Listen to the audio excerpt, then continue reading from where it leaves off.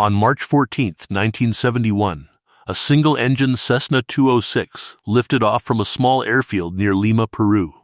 The aircraft was bound for a remote mining outpost deep in the Amazon basin, carrying supplies and 2 American pilots. William Reddenbaker was 34 years old, a former military pilot with over 3,000 hours of flight experience. His co-pilot was Paul Rinaldi, 29, an Italian-American from New Jersey with less experience but a quick mind and steady nerves. The flight was routine. They had made similar runs dozens of times before. The route crossed the Andes before descending into the vast green expanse of the Amazon rainforest. Weather was clear at departure. The mountains passed beneath them without incident. But as they descended into the jungle, conditions changed. Thick clouds rolled in from the east. Visibility dropped rapidly. Reddenbaker tried to climb above the weather, but the clouds were too dense, too high. He made the decision to descend, hoping to find a break below. They never found it.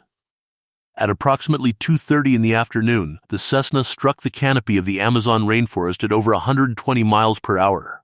The aircraft shattered through the trees and crashed into the jungle floor. Both men survived the impact.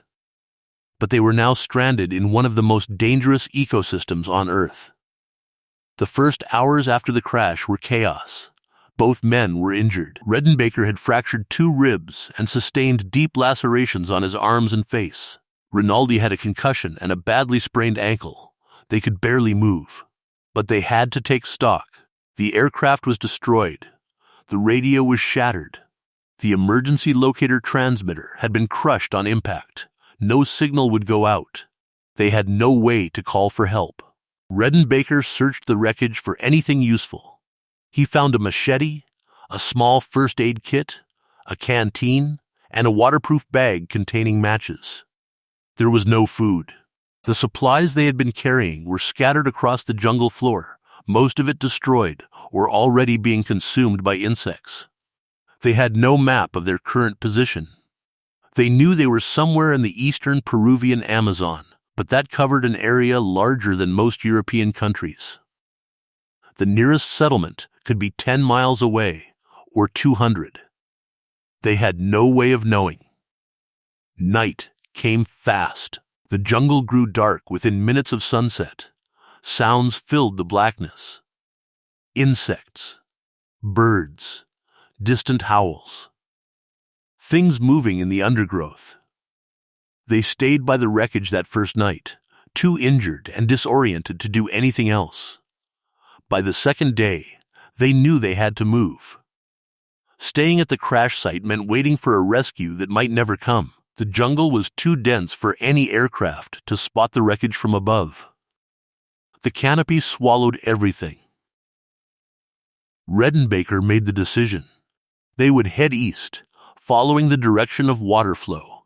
Every river in this region eventually fed into larger tributaries.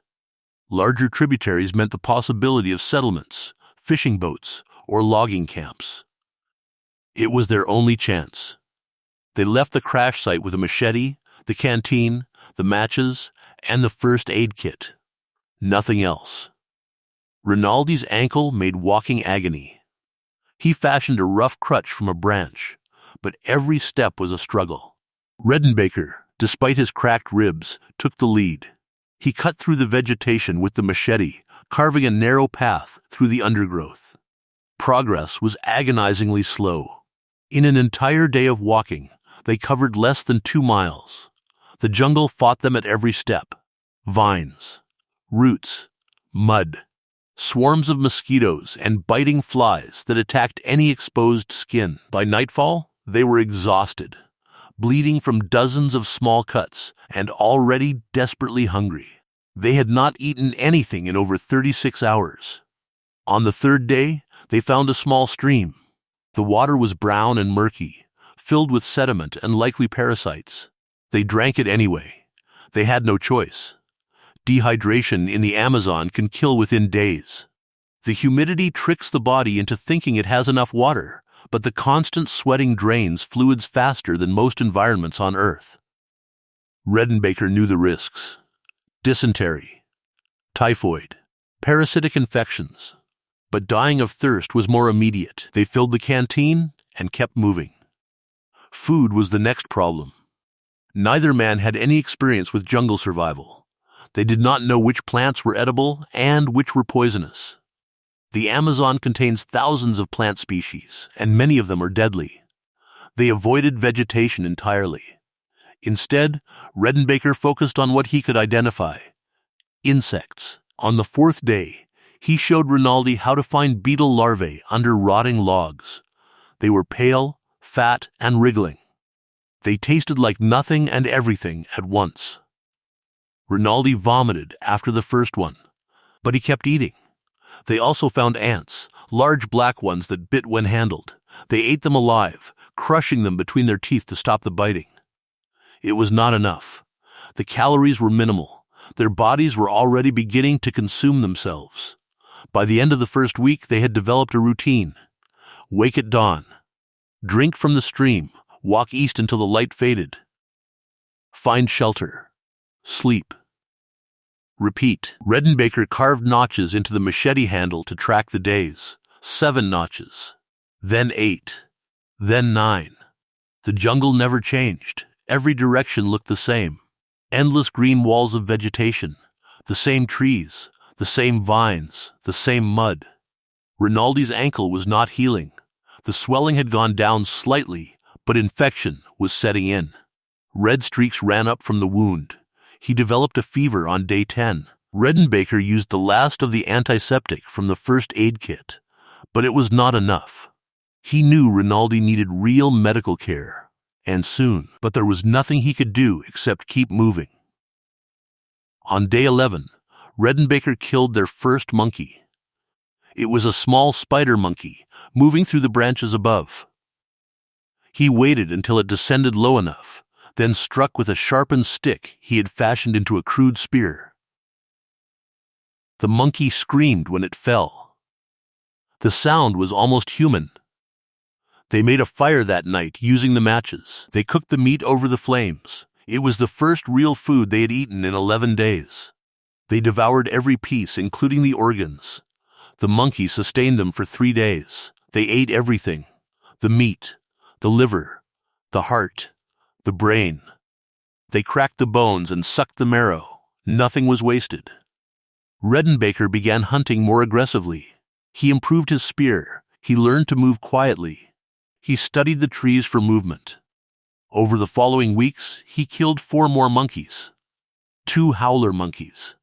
2 smaller capuchins. Each kill bought them a few more days. But hunting was unpredictable. Some days they found nothing. On those days, they returned to insects: beetles, grubs, ants, termites. They ate whatever moved. Rinaldi's fever broke on day 15, but he remained weak.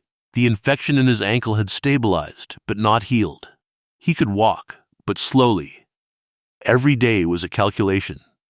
How far could they push before Rinaldi collapsed? How long could they go without food before their bodies failed completely? They lost track of weight, but they could see their own transformation. Ribs visible through skin, arms like sticks, faces gaunt and hollow. They were starving, and they were still deep in the jungle with no sign of civilization. The notches on the machete handle continued to grow. 20, 25, 30. On day 32, they found a river, not a stream. A real river. Wide enough that they could see the opposite bank. Moving fast enough that the water was clearer than anything they had drunk in weeks. Reddenbaker nearly collapsed when he saw it. Rivers meant direction. Rivers meant fish. Rivers meant the possibility of people. They followed the riverbank east, staying close to the water. Walking was easier here. The vegetation was thinner near the shore. They could move faster. And they could fish. Reddenbaker fashioned a crude hook from a piece of metal salvaged from his belt buckle. He used threads pulled from his shirt as line. The first day, he caught nothing. The second day, he caught a small catfish. They ate it raw, too hungry to wait for a fire. Over the following days, they caught more. Small fish. Crabs. Once, a turtle. The river kept them alive, but it also brought new dangers. Caimans. They saw them sunning on the banks, sliding into the water when the men approached. At night, they heard them moving in the shallows. Reddenbaker slept with the machete in his hand. They were no longer just starving men. They were prey. On day 41, Rinaldi could no longer walk. His ankle had worsened again. The infection had spread up his calf. His fever returned, higher than before. He lay on the riverbank, shivering despite the heat, unable to stand. Reddenbaker faced a decision. He could stay with his friend and wait for death. Or he could go ahead alone, find help, and try to bring it back. Rinaldi made the choice for him. He told Reddenbaker to go. He said he would wait by the river. He said he was not afraid. Reddenbaker left him with the canteen, the remaining matches, and as much fish as he could catch in a single morning. Then he walked away. He did not look back. For 3 days, Reddenbaker walked alone. He moved faster without Rinaldi, but his own body was failing. He was skeletal. His feet were raw and bleeding. His vision blurred. He talked to himself constantly, reciting names, places, songs, anything to stay conscious. On the morning of day 44, he saw smoke, a thin gray column rising above the trees. He walked toward it, barely able to stay upright. By noon, he stumbled into a small fishing village. He collapsed in front of a wooden hut. The villagers surrounded him, staring at the walking skeleton that had emerged from the jungle. The villagers did not speak English or Spanish, but they understood immediately that the man before them was dying. They gave him water. They gave him food. They let him rest in one of their huts. Reddenbaker tried to communicate, gesturing frantically back toward the jungle, trying to explain that another man was waiting. It took hours, but eventually they understood. The next morning, a group of villagers set out along the riverbank, with Reddenbaker guiding them as best he could. They found Paul Rinaldi on day 46, still alive, but barely conscious. His fever had reached dangerous levels. He did not recognize Reddenbaker at first. The villagers carried him back to the settlement on a makeshift stretcher. Over the following days, word reached the outside world.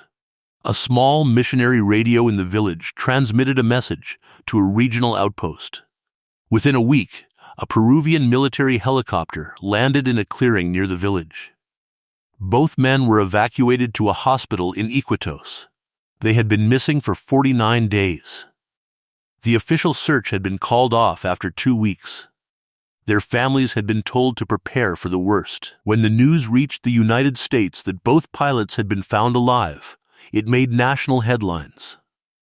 William Reddenbaker and Paul Rinaldi spent 3 weeks in the hospital in Iquitos, recovering from malnutrition, infection, and exhaustion. Reddenbaker had lost nearly 50 pounds. Rinaldi had lost more. His ankle required surgery. The infection had caused permanent damage. He would walk with a limp for the rest of his life. But they were alive. When they were finally strong enough to travel, they were flown home to the United States. Their families met them at the airport. Cameras flashed. Reporters shouted questions. For a brief moment, they were famous. Then the world moved on. Reddenbaker returned to flying within a year. He continued to work as a pilot in South America for another decade before retiring. He rarely spoke about those 49 days. When asked, he would say only that the jungle taught him what mattered and what did not. Rinaldi never flew again. He returned to New Jersey, married, and lived a quiet life. He suffered from nightmares for years. The sound of monkeys screaming, the endless green walls, the hunger that never quite left his memory. Both men stayed in contact until Rinaldi's death in 2003. They never forgot what they had survived together. The Amazon remained, unchanged, indifferent, swallowing the wreckage of the Cessna beneath decades of new growth.